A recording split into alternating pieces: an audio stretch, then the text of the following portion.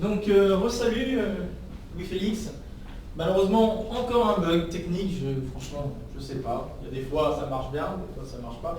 Pourtant, je suis étonné, j'ai pas eu un seul bug pendant mes enregistrements en France. Et bah là, j'en ai, donc bon, bah, c'est pas grave. Bon, là, ça va, l'avantage, c'est que j'ai pas grand-chose à te raconter pour rattraper quand même ce que j'avais raconté en première partie. C'est quand même déjà mieux que d'autres fois, puisqu'on a beaucoup parlé du résumé, finalement.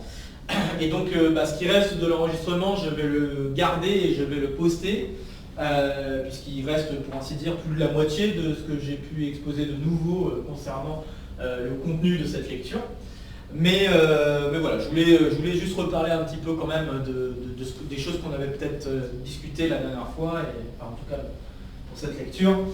Donc, on avait parlé du résumé, on avait parlé du titre à raccourcir. Bon, je pense que tu as dû prendre déjà pas mal de notes, j'avais remarqué que tu avais déjà pris pas mal de notes là-dessus. Je t'ai donné aussi des phrases types que tu pourrais mettre pour introduire les algèbres aimables et y mettre un peu d'intérêt. Pourquoi c'est bien de regarder des algèbres aimables. Et puis bon, après, je t'ai donné 2-3 idées de phrases que tu peux incorporer dans ton résumé. Donc j'espère que ça t'aidera bien.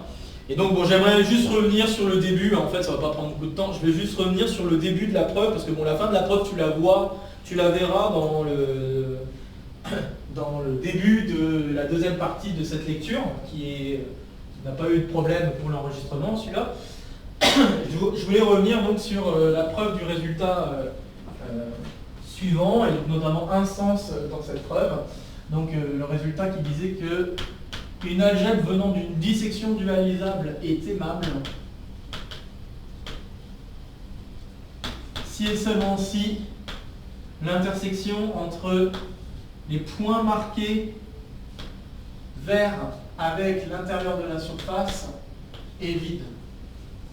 Donc, je voulais revenir un petit peu sur cette preuve parce que bon, il y a quand même un petit truc subtil sur lequel il faut revenir. Et donc le petit truc subtil sur lequel il faut revenir, ça va être le suivant. Donc il y a un des deux sens qui est totalement écrit au tableau, même si je ne le réexpliquerai pas ici. Je te laisse te contenter de ce que j'ai laissé au tableau. Je pense que ça devrait suffire pour te rappeler de ce que j'avais raconté. De ce que j'avais raconté, j'avais fait le sens, alors que je ne fasse pas de bêtises, donc j'avais fait le sens réciproque. Donc le sens réciproque, c'est dans la deuxième partie de la lecture. Okay, donc ça c'était dans la deuxième partie voilà. Et là je vais te refaire juste le sens direct que l'on ne verra pas dans l'enregistrement malheureusement, mais dans l'enregistrement précédent, mais on va revoir ici. Donc pour le sens direct, on avait dit qu'on le ferait par contraposition.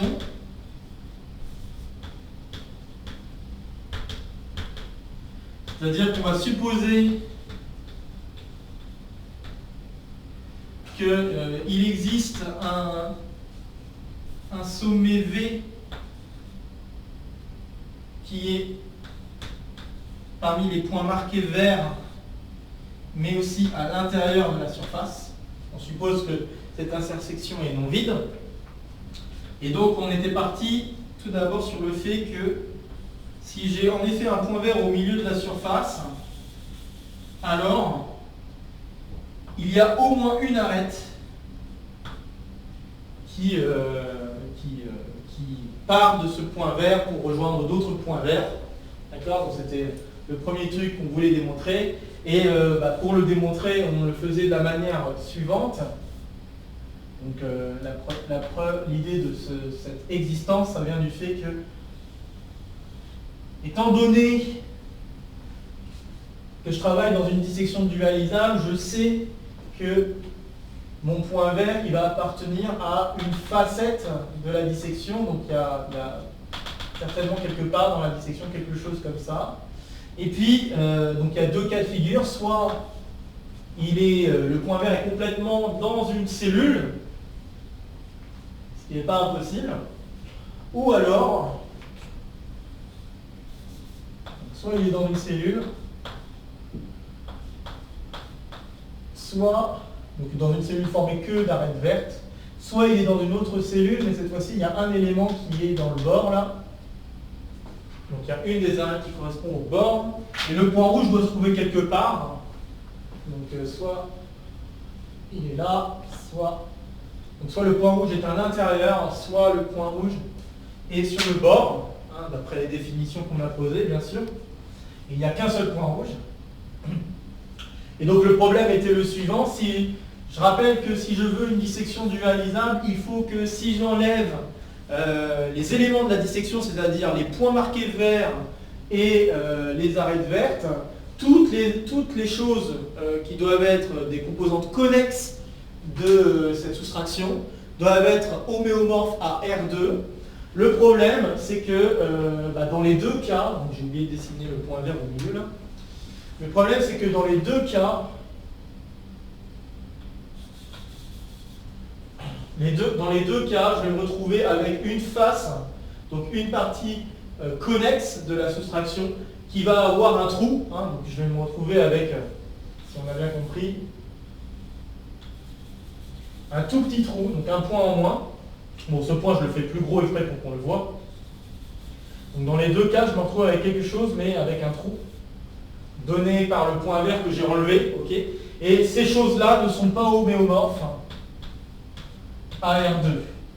Et pour montrer que ce n'est pas homéomorphe à R2, d'ailleurs, hein, juste petit quelque chose que j'avais expliqué la dernière fois, pour bien le mettre en valeur, c'est que si je prends deux points de la surface, je peux trouver deux chemins qui sont non homotopiques, donc qui sont non homotopes l'un par rapport à l'autre. Je ne peux pas passer de l'un à l'autre par une fonction continue, on en avait parlé ensemble, et pourtant dans R2, je dois pouvoir le faire.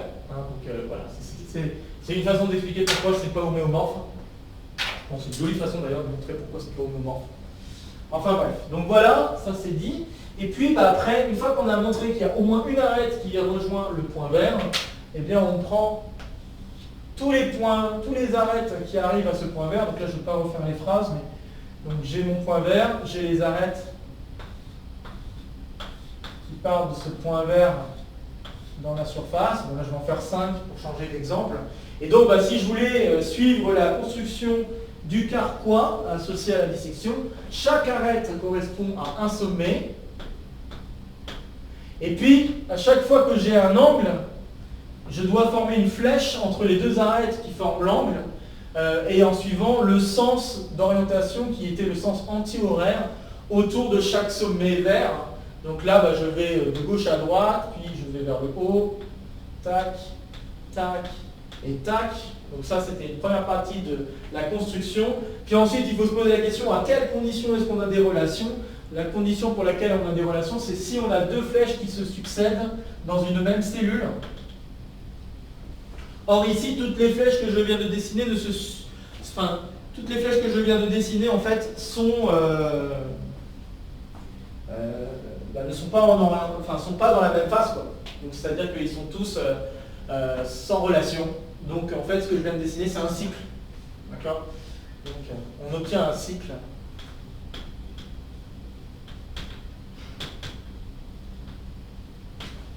Sans relation.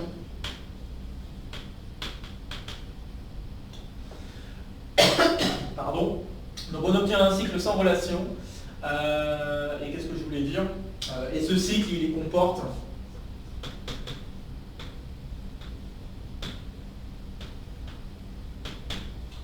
un nombre de flèches qui correspond aussi à un nombre de sommets, hein, donc un nombre de flèches qui correspond au nombre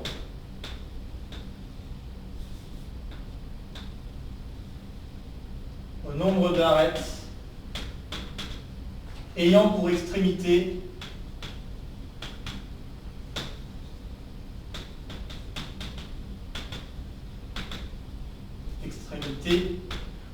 le sommet V avec multiplicité. Hein. On avait dit que c'était bien d'écrire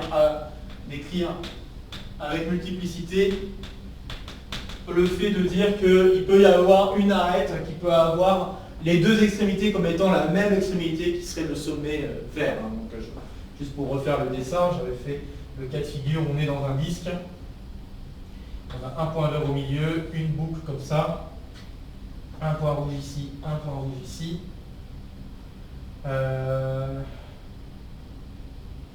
Ouais, on est sur la sphère, hein, je devrais préciser en fait. On n'est pas sur l'indice, on est sur la sphère parce qu'il faut qu'il n'y ait pas de bord. Donc on est sur la sphère. Parce que s'il y a un bord, je dois faire des points verts et des points rouges sur le bord. Hein. C'était une des règles de construction de la dissection. Donc pour ne pas outrepasser cette règle, je dis que je suis sur la sphère. Et donc sur la sphère, il n'y a pas de bord. Et donc là, la construction que je viens de faire, c'est exactement le type de construction qui peut arriver. Et là, j'ai un sommet et puis j'ai deux flèches qui ne sont pas en relation l'une avec l'autre, mais par contre, elles sont en relation entre elles-mêmes, avec elles-mêmes. On se retrouve avec ce carquois-là, juste pour le dessin. Voilà. On se retrouve avec ce carquois-là. Ok. Et donc voilà, c'est pour ça qu'il faut compter avec multiplicité les arêtes, parce que là, donc au sens où là ici on a une arête dont l'extrémité c'est la même, hein, les deux extrémités sont les deux extrémités sont les mêmes, donc cette arête compte double. Voilà. Donc on se retrouve avec ça, et ça permet de contredire le fait que l'idéal, donc que notre algèbre soit aimable, parce que l'algèbre que nous allons obtenir quotient sera de dimension infinie. N'est pas aimable.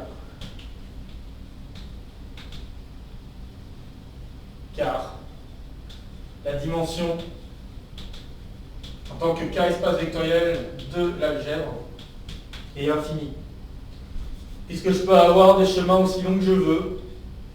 D'accord? Je peux avoir des chemins aussi longs que je veux dans le carquois. Donc ça veut dire que je peux faire des chemins de longueur aussi longue que je veux, donc de tout degré, de toute longueur que je veux, à vrai dire, quand je vois ce cycle. Et donc voilà. C'était ça le truc sur lequel je voulais revenir, parce que bon, c'est quand même une jolie explication de pourquoi il faut éviter d'avoir un point marqué vert à l'intérieur de la surface pour avoir un algèbre aimable. Et donc la deuxième partie, on avait vu en fait que toutes les règles de construction de la dissection mettaient en évidence qu'on avait affaire à une algèbre localement aimable, peu importe la dissection dualisable qu'on choisit. Et pour avoir l'admissibilité, on voyait qu'en effet, c'est là où l'hypothèse qu'il n'y a pas de point vert à l'intérieur de la surface intervient. Et donc voilà, c'est l'objet de la deuxième partie de la lecture que je vais laisser tel qu'il a été enregistré. Et donc, je ne redonne pas les détails de la preuve, tu le reliras, enfin, tu verras vite fait les tableaux et je pense que tu te souviendras de comment ça marche. Ça ira comme ça. Donc voilà, si tu as des questions, quoi que ce soit, n'hésite pas à me relancer. Si tu as besoin de gros détails, les notes, je vais essayer d'envoyer une mise à jour dimanche. Dimanche ou plus tard. Et puis voilà quoi, donc porte-toi bien, bon week-end et puis à la semaine prochaine alors. Salut à toi!